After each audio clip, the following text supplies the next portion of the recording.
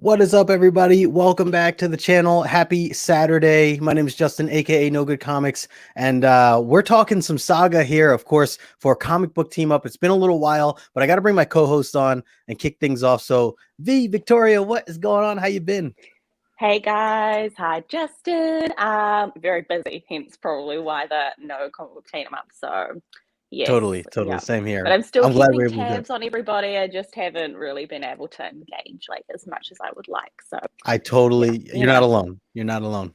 yeah. I'm glad you're doing well. I hope it's everything's good in the morning over there for you. I Mm, know you're just it is 10 o'clock, right? We confirmed that yeah, for you. yeah. Okay, so It is that's 10 good. At o'clock in the least morning. So, I yeah. was thinking back. At least we don't have to have you wake up like super early like we have in the past. Or Yeah, like thank you got God your for daylight coffee. saving. At least it's a reasonable time. So, Right, yeah, right. that's totally doable. Very cool. And I was even here Anybody on time for once. It was amazing. anybody watching right now, if you do not already follow Victoria, please do so. I put her information in the description below.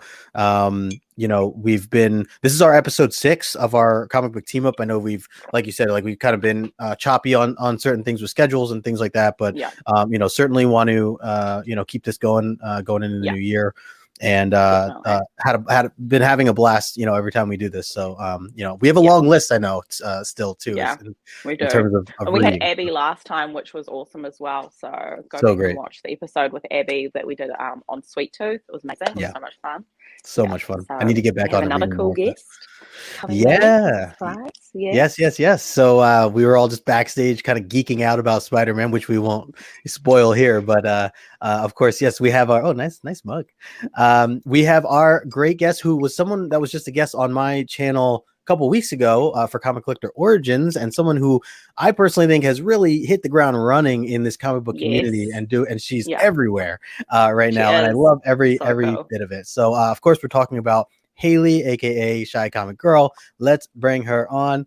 Yo. Hi. What's up, Hayley? I'm so Yay. excited to be here and talk Saga with both of you. Like, Yes. honestly, two of my Yes. favorite people. So Great to have you back. so excited. It's Absolutely. gonna be so good.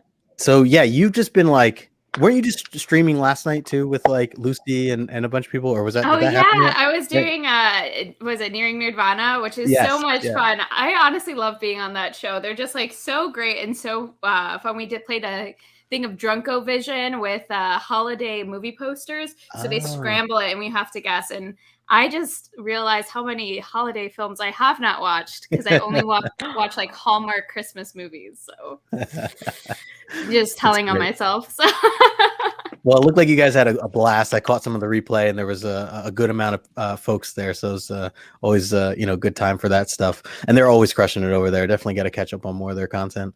So for those watching right now, or if you're catching the replay, if you're not following Hayley, make sure you do so as well. I put her information in the description below. I know, Hayley, you also have a YouTube channel as well. I was just watching yesterday. Your C2E2 recap, and yeah.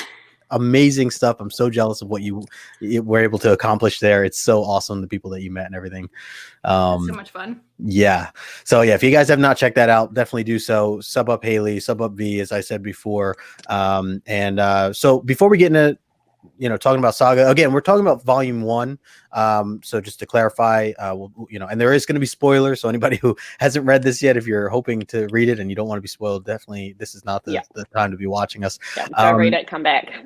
Exactly. Yeah, we'll wait here. Yeah. I want to say a quick hello to the chat, and then we'll jump into to the book here. So we have our great friend Sheena hanging out first and foremost. She was hanging out. Look at this. Some love for you, V. Some love for you there. I love you, she is the best.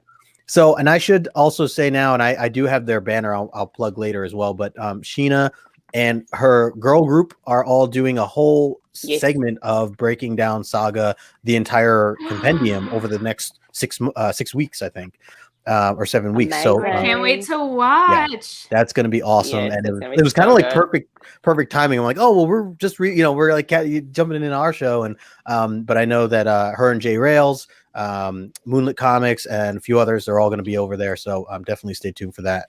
I'll put that link in the description as well. Yeah. We have our good friend Phil here. What's going on, Phil? Comic Talk Weekly hanging out with us. We also have Travis, TM Nerdy Station. Good to see you, my friend. Let's see. We also have my friend Mercy from Sweden. Good to see you, Andres. Always a pleasure as well. Let's see. We got Kieran. Hello, Kieran. Welcome, welcome. Don't think I recognize you, but thanks for stopping Kieran's in. my friend. He's a Nice. cutie as well. Nice. Appreciate you swinging by here. Let's see. We have Comics versus the World. Hello. Hello. Everybody, thank you so much for hanging out. Make sure you smash the like button, subscribe if you're new. Do appreciate that. Let's see. We also have my good friend Flash by Night Station, brother. Good to see you, Flash. Yeah, Sheena's saying there I am just hanging out. Yep. We got you. And of course, we got my good friend Uncanny Swag in the house. Good to see you as well. And I'm going to give a shout out to someone who did not show up in the chat, and I'm curious if they're here or maybe they're watching later on the replay, but big shout out to Gore Vidal. I know he has mixed feelings about Saga, and he always teases me about it. He always teases me about it, but he is a great friend and a great person in this community. And I just have a feeling maybe he'll tune in at some point here. We should have done a compilation of all of his comments where he doesn't like Saga, because I'm sure he said it on all of our videos at this point. Oh, Totally. 100%. It's so funny. He's great. So great. Totally. Great. All right. So let's get into this. I guess, I mean, I have, like I told you, both behind stage, I did put together like a quick slide of some screenshots and things like that. It was just some of the major moments or points or characters. But even before I get into all that, let's just kind of go around and, I want to hear your thoughts generally on the book, what you thought of it. What would you grade this particular volume? I know, well, let me even ask you this. V, you've read the entire thing, right? Like so far, or you're all caught up? Okay. And Hayley, have you read the entire thing, or are you okay? So and I know you're newer to reading this, which is exciting to get your point of view as well. So, and I too have not caught up completely, but I have read Saga over a year and a half ago when I was first getting into it. I loved it so much I had to slow down and just take my time with it because I just didn't want it to end until now that they have this great announcement that they'll be coming back in January. So I do need to continue on. So I think I'll keep it going and stay tuned with what Sheena and the group does. But yeah, I just want to get your ideas of where. Oh, and by the way, there's Gore. He said, made it late. A friend of mine sold her Saga Pops to a local comic shop. The owner said she did it for me. Look at that. We love you, Gore. We love you. Okay, so with some of that being said, I just wanted to get some clarity on kind of where you both stood. I'm going to pass it to you first, Victoria. What were your initial thoughts of just trade one? And kind of how would you grade this? A little bit hard for me to give a grade on book trade one because I did read it in the book format to start with. But I read the whole series in 3 days. It was crack. I read it on my breaks at work. Well, I was working from home at that point, but so I would read a little bit, and then I'd go in the lounge and read a little bit, and then I'd read some more, and then it would come to a very explicit scene, and I'd be like, "Look, Brendan," and then keep reading, and he'd be like, "Can you put that down?" And I'm like, "No, I can't put it down." So obviously that means that it's a 5 out of 5 star for me because it's just so unputdownable.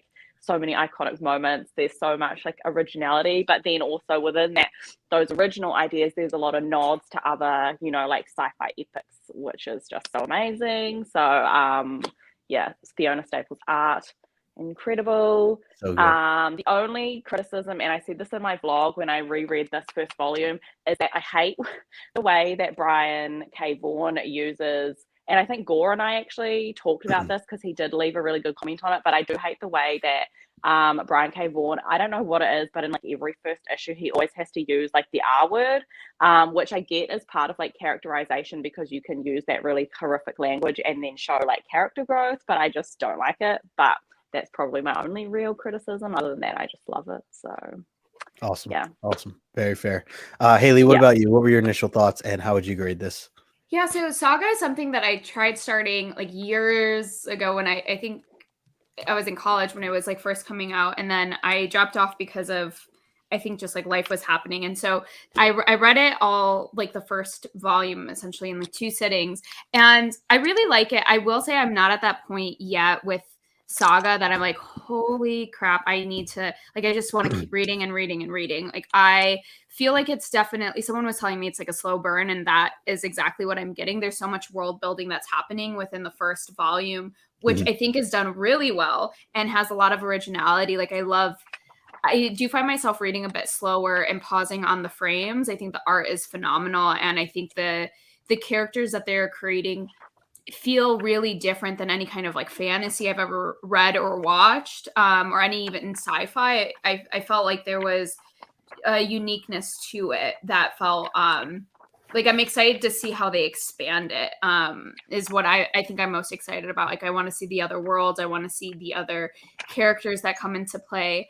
I find the prince with the like Prince Robot. Prince Robot. Prince yeah. Robot so odd, but again, it's very original and really really interesting. So for me, I am not where I'm like, wow, this is amazing and I love it. I'm kind of like, I like it, it's good. Like, I need to see where it goes and where it's going to take me. I think once I start hitting emotional, like it starts hitting some emotional chords for me. Once I'm invested in these characters, then I can see myself really like loving it. But I haven't hit a moment where I deeply care for any of the characters at this point.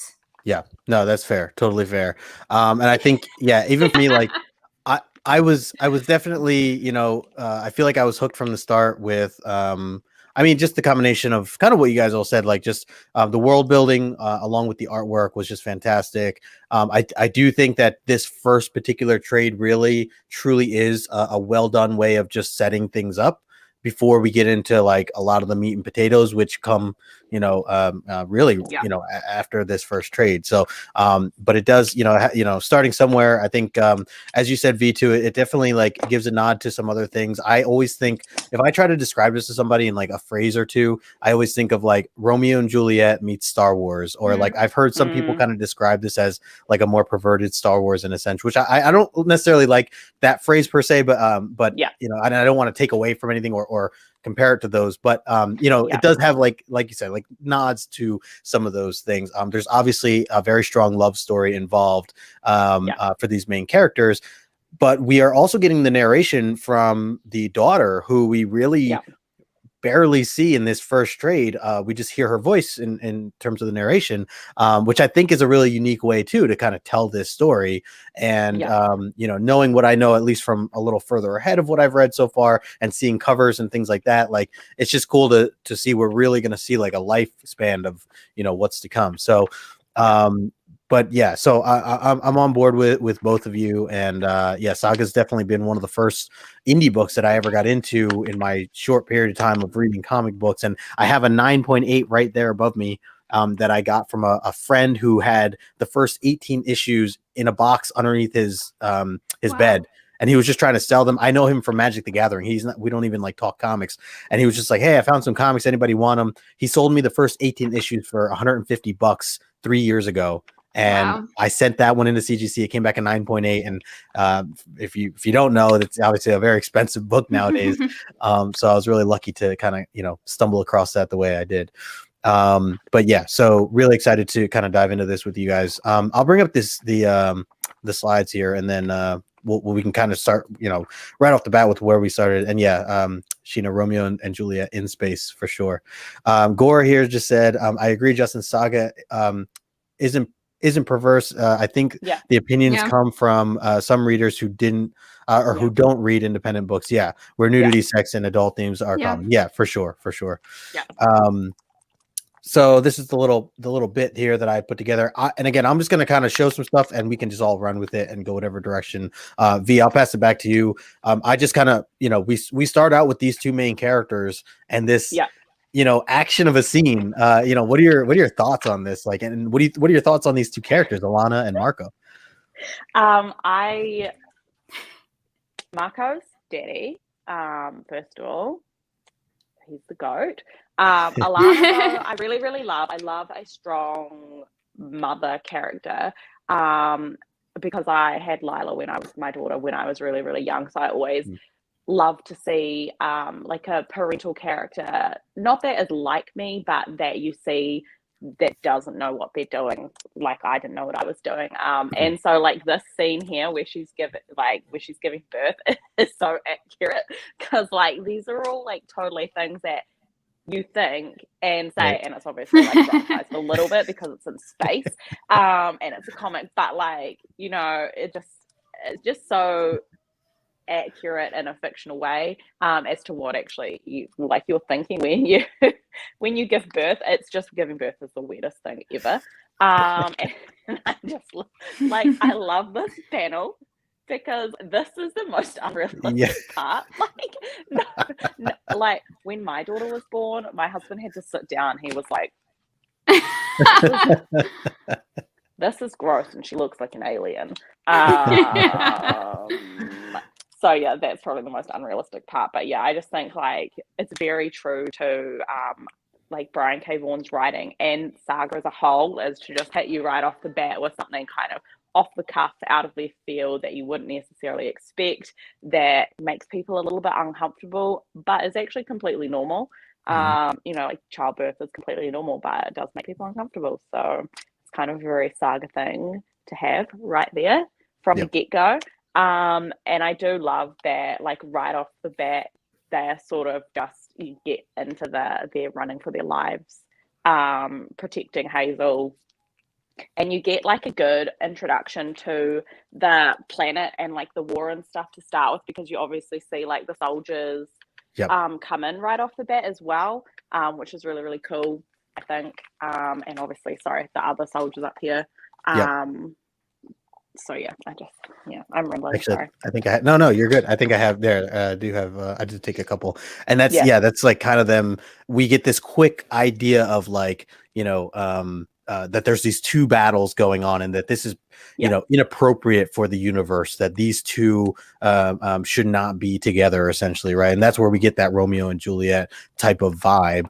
But you know, essentially these, you know, there's a planet, landfall, and then there's the moon, which is Wreath, I think is how it's pronounced.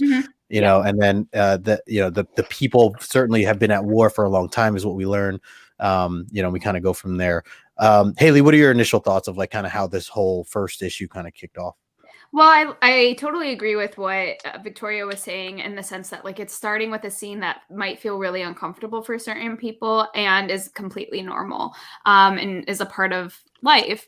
And what I thought was really interesting is I feel like even that first scene could really deter some readers who are just like a little shocked by it. But again, there's so much like normalcy created in that. What I felt was really interesting is that it feels cinematic. Like when you are being dropped in, it feels like you could have been dropped in a film where the action is already happening, and then you're moving through them kind of like running away. And so it felt kind of like an action film for me in that sense when I started reading it. For what I was saying earlier, with that the whole volume as a whole is really setting everything up, so it felt slow. The first beginning of it feels really fast, and I think that he does a really great job of showing you who the relationship that they have through the dialogue that you're being given, and the kind of banter, and as they're trying to navigate their way out of danger. And so it's not spent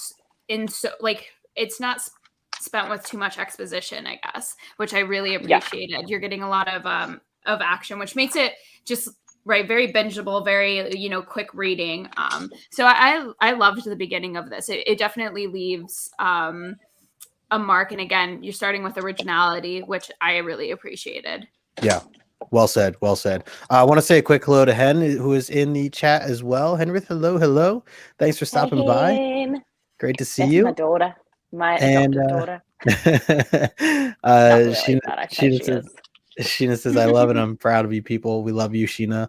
I saw Southern Comic Geek in here before. Jason, good to see you. And Gore had also put up here, he talked about in the 80s that this issue would have been pulled from some comic shops. Alan Moore's Miracle Man, published by Eclipse Comics, had an even more graphic birth scene, and some of the shops wouldn't sell it. Yeah, definitely. Crazy. Yeah, right. Seriously. And from the time that we were in from where we are now, definitely eye-opening. Interesting as well, because I think SAGA did not pave the way, but because it was such a like explosive hit, it did really push the boundaries for more adult content to be Friends. And it's funny because I have this cover sitting right next to me, and like you wouldn't have had this like on the shelves a couple of years ago. Like you just wouldn't. And like Sex Criminals by Matt Faction, you wouldn't have had that on the shelves a couple of years ago. So like, you know, I think that that's really cool as well. So totally. Yeah. I think well said on from both of you. I think that this opening scene, I mean, I certainly was hooked. I mean, there is no time for rest. Like it's just constant new things going on, and it doesn't feel too fast though either. Like it seems well paced. And I mean, there are slower moments and down moments, you know, which are obviously are important to have. But it's so interesting. I just found it so interesting that I was just immediately hooked. And I really feel like if you gave issue 1 to anyone, you know, who of age that should read this, if you gave it to anyone, like I think anybody, even if they weren't into comic books, I just feel like anyone would want to read more, you know, from the initial issue, from that, you know, issue 1. It just provides so much, you know, that I just feel like it's that intriguing. So definitely hooked for good reasons for sure. I'll flip through a couple other things. So like we get, you know, flash forward just a little bit, continuing to set the scene a little. This is where we get the idea still that, you know, really both sides of this war do not want this information going out there, that the two sides of people are having a baby. And again, very much Romeo and Juliet like, and they are caught, you know, with Alana here being pregnant on a past video camera. So this one guy from Wreath, he's flying in, and this is where we meet Prince Robot IV, which Hayley, you had brought up before, and just how unique and interesting, you know, his character and his people are. I guess I'll kind of just throw it back your way. We'll start with you, Hayley. What are your thoughts on, you know, tell us a little bit more about Prince Robot IV and just this scenario that's set up. Yeah, so you know, you see that he's like genuinely exhausted coming back from, you know, being in the midst of the war, is I believe already married at this point. And, you know, just desperately kind of wants to be home and is like just done with it. And I thought that was again, you have like Prince Robot, and what you kind of almost assume with just that name is that, you know, someone who doesn't have these human characteristics, who's detached from feeling, and yet he feels so much, so deeply. And then also what you see here is like the political stances of like each side trying to, you know, get rid of both of them, because it's not good for people to have it come out that they're actually in love. Like I think they even have a conversation where like, oh, he had to have kidnapped her, there's just no way. And I thought that was really fascinating, that they can't even fathom any kind of scenario where there is peace between these two races. And so I was really excited about that, because I think it sets it up for just like this larger scale of like who's actually going to help them, like how are they going to get through this if this is the perspective that so many people are taking on, right? That there's just no fathomable way that there can be any kind of relationship or love between these two kind of people. Yeah, absolutely. Quick hello to Albert here. He's just swinging by. Good to see you, Albert. He's just popping in real quick. Says Saga is easily one of my top 5 best comic book stories ever. Yeah, for sure. Definitely up there for sure. Good to see you, Albert. Also, Kieran said, I really think Vaughn and Staples set out to make the most unadaptable into live action project ever. It's wonderful. Yeah. Yeah. V, anything to add there with what Hayley was saying, or even just anything about these characters that we have? I think it's so interesting as well, like how it's just so unfathomable to everybody that someone from Wreath and Landfall could fall in love. And like there's the panel where they like zoom in on the wedding rings, and they're married. And it's interesting because like he's having this conversation with Prince Robot, who's not even from Wreath or Landfall, because they've conscripted in other planets to this war so they could like outsource it, as presumably, I can't remember if it's ever actually said as, you know, like a money making thing, because war is a big money thing as well for a lot of places. So it's just kind of like one of those things where they kind of like pull in not realistic nods, but you know, those sorts of things to really make you think like, oh shit, like Right. Yeah. What did Gore say? I didn't read that. It's all right. Yeah, my hand gestures. He said to Victoria's point, I think women strongly contributed to the positive change in attitudes. Saga, like Sandman, attracted a huge female audience who brought a different perspective to comics, the comic book medium. Yeah, that's what I was going to say as well. Saga is one of those books, and I'm sure Hayley can attest to this as well, that was not just read by like comic book readers. It's massive. Like most Bookstagram people, BookTube people have read at least 1 or 2 volumes of Saga as well. So like it really is like massive. Yeah, it reaches a lot. Yeah. Yeah. TV head would look too silly. Yeah. Very cool. So now just kind of keep going through here. So just introducing some more characters. We also get the Will here and Lion Cat. Lion Cat, probably one of my favorites, just because he's cute and and he has the ability to tell when someone's lying, which is great. And I also just really like the play off of each other that they have throughout this series and the humor that they kind of bring in. So for those who don't know, there are these freelancers, they're called, who are essentially assassins that are paid to do jobs and take people out. And so on the right hand side, we see this woman named Vess, I think her name was Vez, or Vez. And she's hiring him essentially to go take this out, because she, on the other side, also doesn't want this going out to the universe. This information that's been out there. The Will is definitely very like stern and stubborn in a sense, and but you could tell it's weird to say he's an assassin, but I feel like he's like a good person, as weird as that sounds. But it's like he only he's killing for when he's getting paid, but we definitely see another side to him later in this volume where he knows what's right from wrong, and he won't go forward with certain situations. Again, we can touch base with some of that stuff, but go ahead. What were you gonna say? There's like a moral compass to him. I feel like what I think, like when you see any kind of like action film, or you that they're doing bad things, but you almost forgive that because of this moral code that they follow. I think like ultimately what I think is such a huge accomplishment about Saga in the first volume is that you see how it is such a deeply human story at its absolute core, that all of these like themes and tropes that they're building into it in this most like fantastical world, like someone was saying, it's the most unadaptable, I think it was Albert, unadaptable to live action, but it's like that story itself at the core is it feels so familiar, so normal, and so comforting, because we're talking about love, we're talking about divisions of people, and even these kind of action, like this moral compass of like hunting people down, but also trying to save people.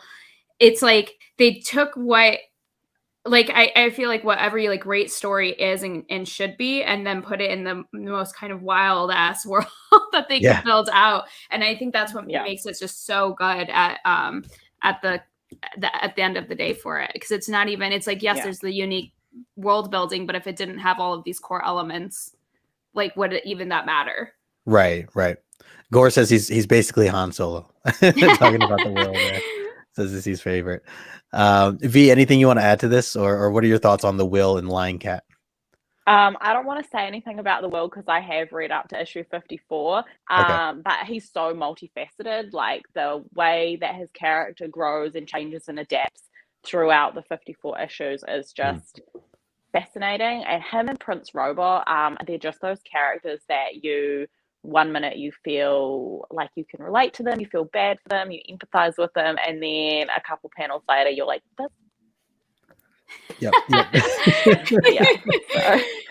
That's what I love about the writing, like, is just so well done, where Brian K. Vaughan really does make you feel a certain way about certain individuals at certain points, and then completely can flip it around and kind of play with your emotions in that sense. So I think it's really well done. Again, for what I've read too from it. We got Miss So in the house. Hello, Miss So. Thanks for stopping in. We also, Albert just said, I always compare Prince TV head. He said I forgot his name. Prince Robot the Fourth. He says to Jaime Lannister from the Game of Thrones. That's a great point too, and that's another that's such story. A good... and story and character that make you feel mixed emotions throughout the series.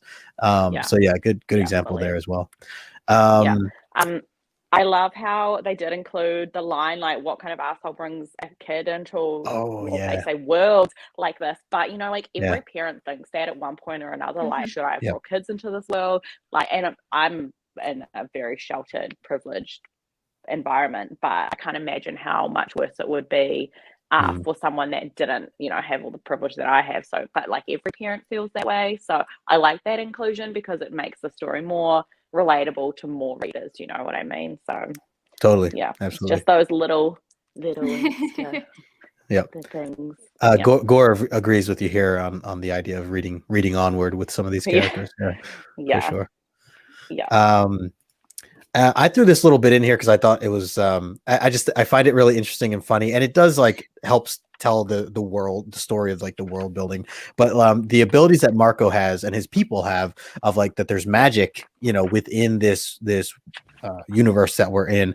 And one of the funny things, it's really like I find it to be like a clever idea on how this works. But basically, Marco can have these spells, but in order to actually have these spells work, he needs a secret.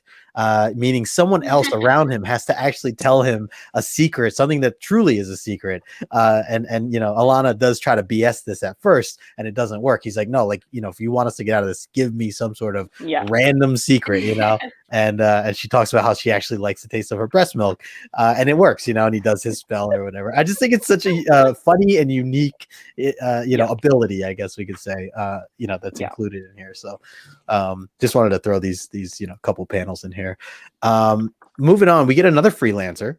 This is the Stalk as she goes by. Oh my god. Definitely a lot of action here. And so, as we get an understanding that there are a bunch of freelancers and they all kind of know each other, like they've all worked together in a sense, even though they do their own projects and they get paid for whatever it is that they do.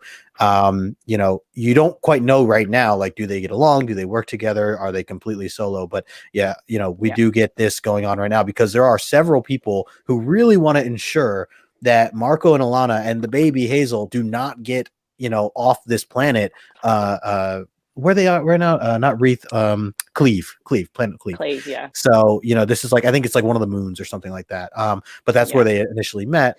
And so so this is them being attacked here, as you can see, her trying to do her job, and she tries to take out Marco, which luckily he gets wounded, but he doesn't die here. And so, any thoughts on this, or you want to add to anything on the Stalk? Either of you. The Stalk just gives me such the but I love that about her. Like, I honestly like any panel she's in, I'm just like, I need to stare at it for like a minute or two longer, because I think the way that she's drawn, like the character design of her is like both beautiful, but then also like really disturbing and creepy. And you're just like, I can't look away. It's there and it scares me and I can't look away. And then you're like, I just want to know what more stuff that she can do. And then the whole like, her tongue and everything. I'm just like, holy crap. Like, I really, really like her character, if only for like the fact that it's kind of like, like her design. I would love to ask them, Brian came on and be like, and Fiona to say like, where did the creation of her come from? Like, where was your head with this? She does like hint to certain creatures that we have in real life here. Just like you're saying, like just very unique, very intriguing. V, any other thoughts on this that you want to add? When you like look especially panels like this one, yes, that's the one that I have open to right now. Oh yeah. It kind of reminds me of when you get those like pimple popper videos on Instagram or YouTube, and you like look at it and you're like, I want to see, but I feel you can't look away. But was it like so that's what it reminds me of. You're like, oh, exactly, Gore. So funny. Comparing more Star Wars, Gore says that she's kind of like the Boba Fett of the series. Yeah, I could see that. That. All right, so kind of moving forward again, we get some more characters here. This is I think certainly a big one where we meet the horrors, so as they call them horrors, they don't consider themselves named that, but we get Isabelle. And Isabelle, I think, is a pretty big character. V, what are your thoughts on Isabelle? I love Isabelle. Like, I love that there are a lot of moments where she kind of like drops in the crumbs that, like, she's a displaced Indigenous person, which I think is like an important thing to have included, because, a lot of Indigenous people don't get any media representation, like whatever at all. So to have some sort of like perspective for that, I think is just awesome. But she's so sassy, she's so funny. Like, the abilities that the people from like the natives to Cleve have is just like super cool. And I think that she really just goes a lot of ways to bringing that like comedic but like heartfelt element to some parts of the story, which is so cool. And I love the introduction where she's with her like little posse of other kids. So it's really cool. And again, she's kind of one of those characters where you look at her and you're like, look, her guts are hanging out. But then you love her anyway. So. And you get to learn about like why those guts are hanging out, as she kind of shares. Like, you do like, it is funny because like you think of like a demon almost, or like some sort of evil or whatever, especially the way they first describe what horrors are and what they can do. Everyone just kind of perceives them as these monsters who can eat people and kill and do all this violent stuff, when really we find out they're like, they're just people who have lived and have had some sort of tragedy happen to them, and they're now kind of, their ghost is like locked into staying on this particular planet, and they take the form in which they died. And we learn that she's missing her legs because she stepped on a landmine during this this violent war that's been going on for years.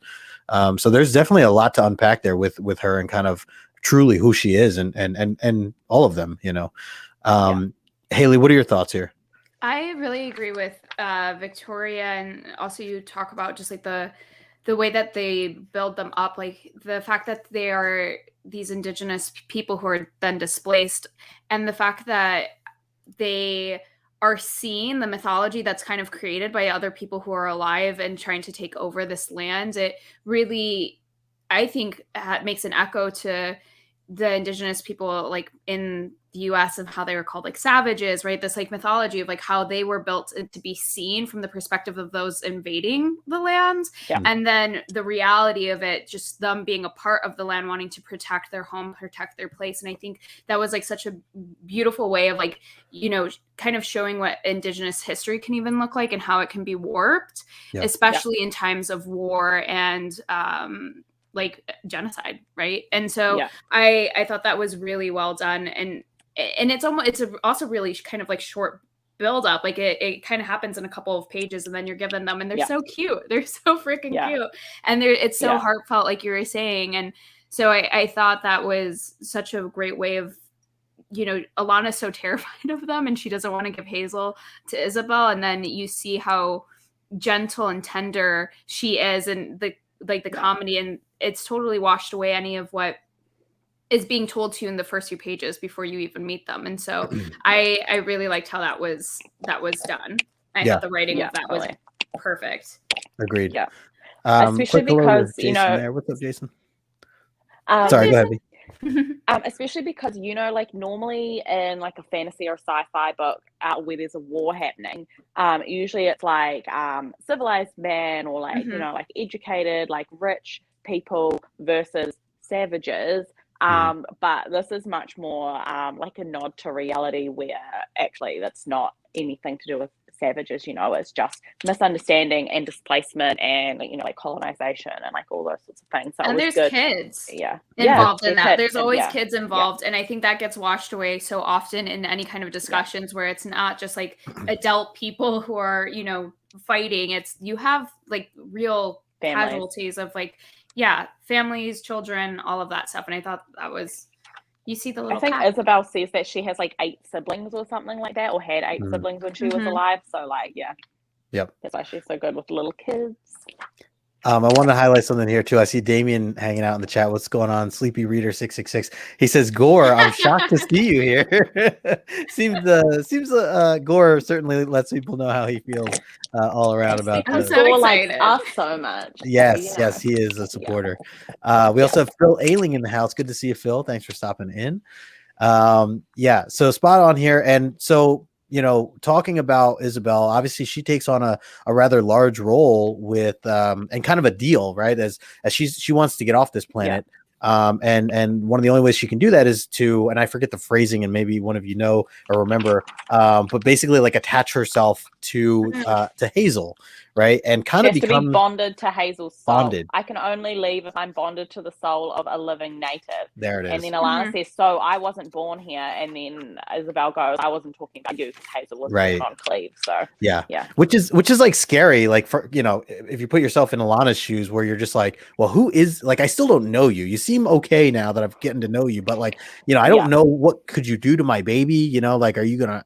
Is it gonna hurt? Is it long term? Is it like, what are the rules here? Like, that you really don't know anything. So I sympathize with like Alana with just kind of being hesitant on this deal, but at the same time, they're in a rush right now because at this point, Marco, as we saw in the previous page, Marco gets, not killed, but hurt really badly from the stalk, and they need to get him, healthy essentially and get off this planet. So, and really, Isabelle is the one that's offering kind of a way to help all that stuff out. But in doing so, she's like, hey, can you, hook me up as well? Like, I don't want to be here anymore. And, let me go along with you guys and move on, and keep going. So I think that was definitely a big decision on Alana's part to allow this to happen. And especially her making the decision on her own, that Marco's knocked out, and just having to, trust that Isabelle can, not isn't evil in any way, but as we've all mentioned, like, we do get, more of a glimpse and understanding what is, who Isabelle is and where she's come from. So, really interesting stuff there. Gore had said, I won't be Scrooge, although rereading the first issue of Saga and the annoying survey was difficult. In one, Vaughn asked his readers, have you dated me? I've not seen that. Also, Jason has chimed in. He says the Saga box set that dropped the other week looked wild. I had no idea that dropped. That's awesome. Yeah. Very cool. You should buy it. Cool. And we had White Tiger hanging out with his Ruben Guzman. Cowabunga, my friend. Thanks for stopping by as well. A quick reminder here, if you guys are not following Hayley and Victoria, please do so. Sub up their channels, their YouTube channels, and follow them over on Instagram. I put their information in the description below as we continue breaking down the first trade of Saga here. I know we're kind of coming up on like the 15-minute mark here before we kind of close things out, and but I do have just a couple other slides, so I'll keep it going here. But to just talk a little bit more. Oh, did that change? Okay. I love the romance novel. Yeah. I had to bring that up. So, we get this romance novel that a lot of the story kind of focuses around, and something that Alana has been reading prior to us even like being introduced to her. And it's really been a game changer and how she views life and what she's taken from this novel. And we learn about the actual writer who plays a larger role down the road as well. So what are some of your thoughts here?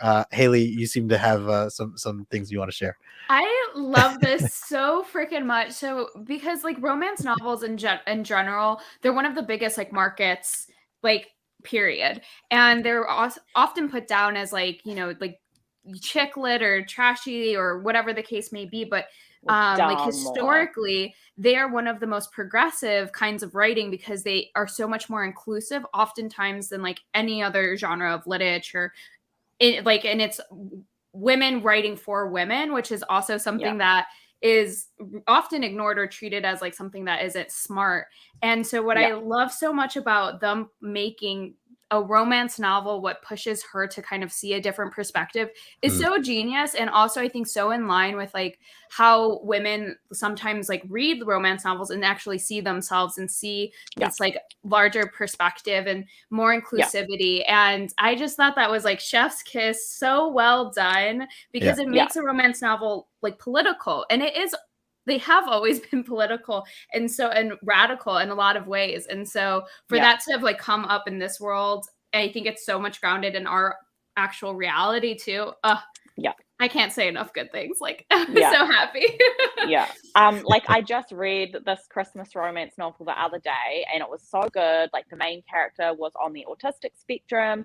And it went on about like a lot of the things that she sort of did that helped her like get through the day and like cope and stuff like that, which I thought was really, really interesting and like eye-opening probably for a lot of people. And then like the hero was type 1 diabetic, and it was kind of like they were like workplace what's the word, like rivals, and then they kind of realized like, hey, actually like we're both struggling and like those sorts of things. And it was just so cool because it was in a romance, and I'm like, this is why I love them so much, because there's a lot of inclusivity of that. There's another author, I don't know if you've read her books, Talia Hibbert.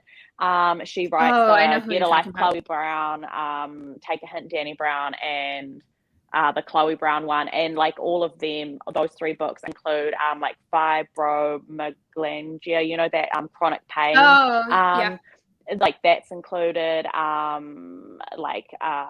Toxic masculinity is a big one in one of them, which is not talked about a lot. Depression, anxiety, like all those sorts of things are talked about in her book. So yeah, like as you're saying, like actually romance novels can be very not politically driven, but you know, like social justice driven. A lot of them really are. So yeah, anyway. So I've never read a romance novel, but maybe I need to. They're so good. Check it out. Yeah, so you guys can give me some recommendations. I've got a lot. I know you do. Between Victoria and I that's like a huge portion of what I read too. I think there was one I read that had it. I mean, they tackle, you know, relationships between parents and like, you know, toxic parent-child relationships, like just themes like that you don't necessarily always get in every like genre or book. And so I think that's what makes it really interesting, is when you actually know that romance novels can encapsulate all of those things, and yet at the same time they give you like love and happily ever after. You're like, at the end of it, you get something that's really happy, but then you have all of this mixed into it. It's just really good. Justin, we're gonna get you to read romance novels. I was gonna say, I will say, Victoria has easily got me to read so many different things, and from all different spectrums. So I'm sure I'd be down to give it a shot, you know, at some point. So that's so funny. So yeah, with this too, like you know, we're just seeing a little scene here where Prince Robot IV, now that he's kind of been dragged back into having to go on this hunt for this family now. He's like interrogating people, and he's kind of on his own little mission. And all at the same time, like he's annoyed too, because he doesn't really want to do any of this. He really wants to be back home with his family, and you know, trying to start a family. And plus, he, you know, he'd mentioned in the beginning he's been away for 2+ years on war, and that this whole thing to him is just like a headache. So, but you know, nonetheless, he definitely plays a key role throughout the series, and so this is a little bit of, you know, him continuing this hunt. But moving forward here. You know, just to go back to, you know, for anyone wondering kind of what happened to the Will and Lion Cat, he ends up not wanting to really take the job after he hears more details of what's going on. And then the Stalk, this is just a quick scene here, but she's still on Planet Cleve. Cleve. She ran away because of Isabelle. You know, Isabelle was the one who had put up kind of some of the fake what do they call it? Like projections of illusions, yeah. And that's like their trick. And so, you know, so this is the Stalk like running away. She assumes that the family's dead because anyone who runs into a horror just gets eaten alive, and they're probably dead. So but meanwhile, she's like trying to call the Will. I do like that again, mentioning how the Will's kind of been like grumpy, and he's like, I don't even want to work with her. And then you get like Lion Cat saying lying as he says that he never wants to work with her again. I love that, like a little bit of humor there. And then it kind of gets brought into and this is like kind of a whole scene on its own, but Sextillion, which I threw a couple of things in here. But this is, you know, a wild planet of some sort that's kind of like a strip club of or some sort. Any thoughts that you guys want to kind of add to this part of the story of where this kind of went? Hayley, I'll pass this to you. Yeah, it's wild. Like that's just all like the originality of thinking of these characters, like to have created a whole world and then to make it something that is, otherworldly and just, I mean, like, I don't know, how do you even think of this? Like, Right. I want to have been in the room, like a fly on the wall, while they were discussing what characters to draw and create for this, because you look at it and you're like, that shit's just wild. So I agree with Jason. He said, yeah, these ladies bug me out. 100%. Yeah, There's like no body, just legs to head. V, what are your thoughts here with this? Some of the direction that this book went in. I almost think some of the stuff got included just because Brian K. Vaughan was like, oh, like, I'm thinking of going in this direction. Like, what do you think? And she's like, I want to draw some crazy shit. Let's do it. Like, yeah. Because I had like listened to an interview where like a couple of times like he had written in the script that Lion Cat would die. And then she would draw it, and then she would just be like, nope, Lion Cat doesn't die. Here's Lion Cat here on the next panel. He has lived, like, or she has lived rather. So, like, it's very collaborative. So I think a lot of it is like, she's just like, what weird shit can I come up with? Like, really flexing her creative brain, which is awesome. So, yeah, totally. Yeah, it just really trips me out. Yeah, and I think like one of the biggest parts of this scene, I mean, I know it goes way more in detail than kind of what I even had. This is really just the introduction of him showing up at 6 billion. You know, he's basically trying to like check out mentally and just be away from everything. And they end up like he ends up discovering that they are using minors to sell services, you know, inappropriate sex services to, and he is not having any of that and is disgusted by it. And so much to where he ends up, you know, taking some of them out and killing. Yeah, that's such a scene. That was so brutal. Yeah. Oh my God. And Which he deserved it though. Right. Oh, totally. And it's a great perspective. It's good, great idea, or to give us the idea of like the Will's ability or capability of what he can do, because we keep hearing like they're freelancers, they're dangerous. We know the Stalk had all these guns and stuff, but we really didn't know like what else he can do. We just see that this guy has a cape on, he has a really cool cat named Lion Cat, and that's all we really know about him. But seeing those actions from him, it was just like, wow, this guy is deadly. So I'd like that they, you know, took some, you know, in that aspect, I guess this is a good way to kind of build more on his character. And then, you know, long term, he ends up, you know, saving this young girl who he, you know, he wants to save her. He didn't necessarily want her to tag along, but there really no other choice for all that. So in that time, he's just taking care of her. And then, and I'll just jump ahead here just a little bit as we're coming up on time. Towards the end where, you know, I think this is like issue 6 or end of issue 5 going into issue 6, we kind of get the surprise that you know, the Stalk ends up getting killed during this whole thing, and Prince Robot's there, and even someone like Prince Robot, we see some of the abilities that he has with his like handgun that he had, like the arm gun and things like that. So he's like deadly too in his own right. So these characters all have these dangerous abilities, and you know, that little pink phone that she has, that's basically where we see the last of her as she gets blown away by the army that's come here, and now the Will is just like, now this is a whole other issue where he's not cool with that at all. He knows something's gone down and wants to kind of you know, look more into some of that stuff. So just wasn't really expecting that the Stalk to be removed as quickly as, well, quickly, I guess, trade's worth. I also like just jumping back a bit, how you get a little bit of a look into like Marco and Elena and how they got to be, a little bit, because Marco obviously gets into this like this rage, like this blood-fueled rage, and then Alana obviously stops him, and he's like, "Oh, what would I do without you, dear?" And I'm just like, "Good love them." So I just think it's really interesting because it is really a really complex thing to go through, like where you're really trying to change who you are as a person and be a better person, and it's difficult, like and to have a partner that supports you is important. So in a sci-fi fantastical setting. No, totally though. Hayley, any other thoughts here too to add to what we see? I kind of really love the fact that the Will loves this like Stalk. Like, when he's like, "But I love you," and she's just like, "Yeah, whatever." And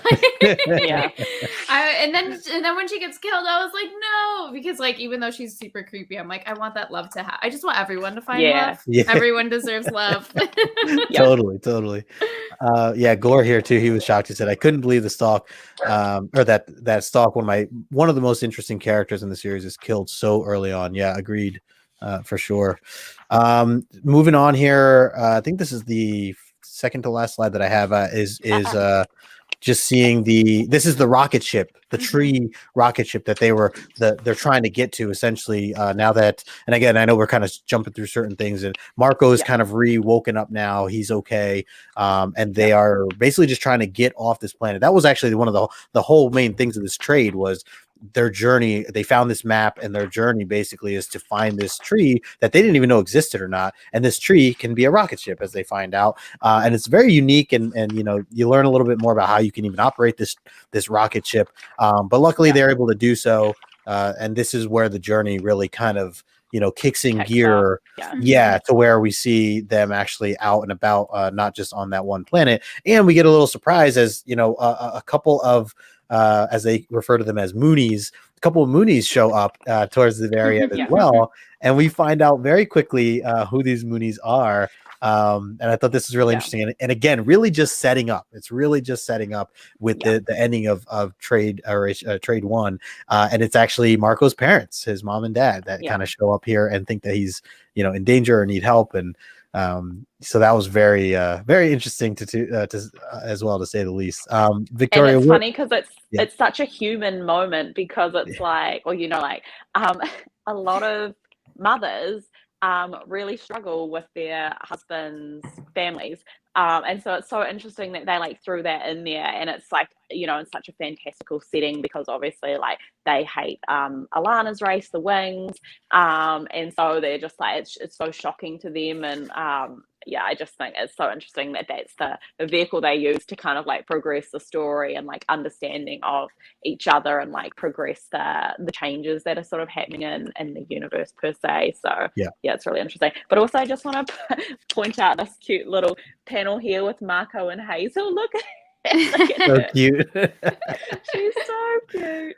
I love it. Like I was saying before, we really don't get to see much Hazel in this trade. I mean, we see little panels like that, but otherwise, I just find it. Yeah, I find it so interesting because it really is so much about her in a sense, but really this is kind of the beforehand, the origin of what was going on with her parents at this time. So it's a great panel. Hayley, any thoughts here too, to kind of as we're getting close to, or this is how this wrapps up this trade here? Gwendolyn. All I have to say is, good point. I forgot about that. When he's about to die, and then Alana brings up who the hell is Gwendolyn? I was like, damn. I was scared for him. I was she's ready to kill. I would be too. Be we just had a kid together. You're about to die, and the woman's name that you're calling out is not mine. Excuse me, sir. What the fuck? Who do you think you are? Exactly. And then it feels like the rug is not being pulled out from under her, but you have so much that's of his past that's coming up. His parents are there. There's his ex. They're trying to escape. There's a lot happening, and I'm this is it. It makes you want to keep going. So Gore says, I had enough of Hazel, Justin.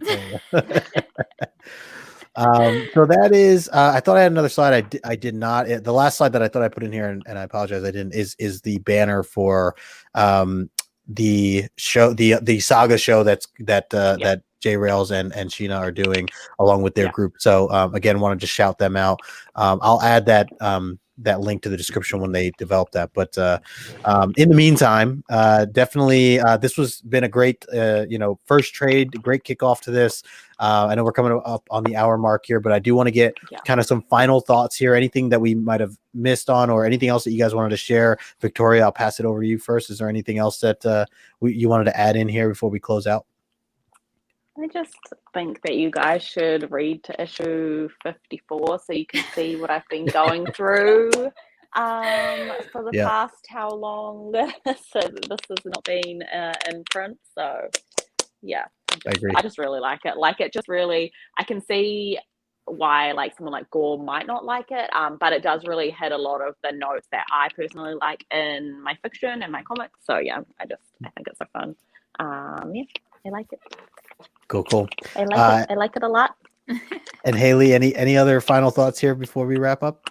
I will say that talking to you guys made me appreciate it a lot more. Like I was coming into the conversation, like, yeah, it's like I kind of like Saga. Now I'm like, damn, actually, Saga's kind of the shit. Like I can't wait to keep reading. So yeah, we definitely should keep doing this if you guys are down, because I feel like I'll just enjoy it a lot more.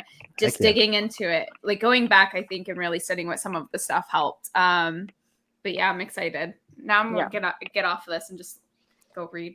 Start binging. Yeah, totally. Yeah. I'm on board with both of you, everything that you had to share.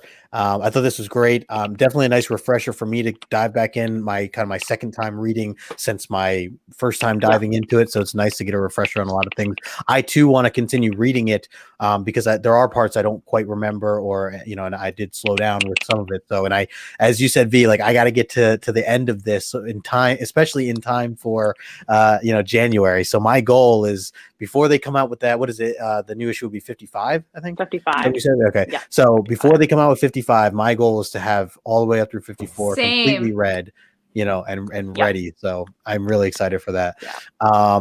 So I know we're on this hour mark here. I appreciate everyone's time here. I saw some kind words from everybody. Thank you all for swinging by, hanging out with us here in the chat here. And again, quick reminder, make sure you are subbed up to both of these two. Put their information in the description below. They both have awesome YouTube channels. And Victoria, I know as we get back into the swing of things, and I'll touch base with you on some scheduling, but going into next year and next month, we will be going back and forth. So that's why you should be subbed up to Victoria, so that you can continue to catch our comic book team ups that we've been kicking off here. So other than that, Hayley, want to thank you for joining our breakdown here for Saga, and I'm glad that you're really enjoying it. And again, appreciate everything that you're doing right now. Yeah. And other than that, I think. And again, just a shout out to Sheena, J Rails. They are going to be breaking down on a regular, I think, a weekly basis starting starting next week. I think the 21st. So this Tuesday, I think, is they're launching their first one. So they're going to be breaking down, I think, trade by trade, kind of what we did here. So definitely check them out. Go support them. They're awesome ladies, and definitely love them. So. Other than that, any final things? I feel like I'm rambling here, so I apologize. On the topic of romance novels, I have been forever editing this video where I was like reading Christmas romances. So hopefully I can upload that soon. So do look out for that on my channel. I am pretty slow on the upload at the moment, just because editing takes me so long. So yeah, but that's coming. So that's about everything that I have on the horizon, I think. Are we getting more? Are we getting more vlogs soon? Yeah, it's like a vlog. That is romance. okay. Yeah, so it's I like the V B-roll. clips. I like the B-vlogs. Yeah. It's got a lot of the like B-roll stuff that you like, with like the gardens and the beach and all that sort of stuff. So yeah. Nice. I love it. Yeah. Phil said he kind of just keep filming the B-roll, and then I kind of keep not doing anything with it. So I actually just need to like get a whole lot of the vlogs edited, because I just put them in the like edit, like in my program, and then I just look at them and I'm like it's time consuming. That the B-roll footage can be so time consuming. And just putting the music over the top of it and finding the right music, that's the thing that really gets me. I'm like, woo, woo, woo. So yeah. But it's coming slowly but surely. We will have more vlogs, more doggo content, more romance content, more we need the pups. We need the pups for sure. Look at this one down here at the moment. Oh my god. Yeah. That's so cute. Yeah, she's so cute. She's such a good girl. The goodest girl. By the way, is Gord Justin? He's calling this D-Day, the apocalypse, January 26th, when the new Saga comes out. Get out of here. Yeah. Gore, you're my favorite. Yeah. So it's happy holidays, happy new year. Yes, and that's a good point too. This is happy holidays. Yeah, for sure. This is the best time of year. My favorite time of year. Yeah. I love your tree there, Victoria, that you have going on and everything. And my earrings match it too. Look. Yeah, very nice. Cute. Very nice. So very fun. cool. I love it. Yeah, I love it. It's so much fun. 100%. All right. So that's going to wrap it up. Again, thank you all for tuning in. Make sure you smash the like button on your way out. Make sure you're subbed up to these two and make sure you check out more of their content. If you're watching the replay right now as well, thank you so much for taking the time. Everybody that's in the chat and has been hanging out with us this entire time, we appreciate you as well. Thank you. We'll be back again soon. So definitely stay tuned for that, or follow us all over on Instagram, and we, share our announcements over there. So until next time, you guys, happy holidays and have a great weekend. Peace. Yeah.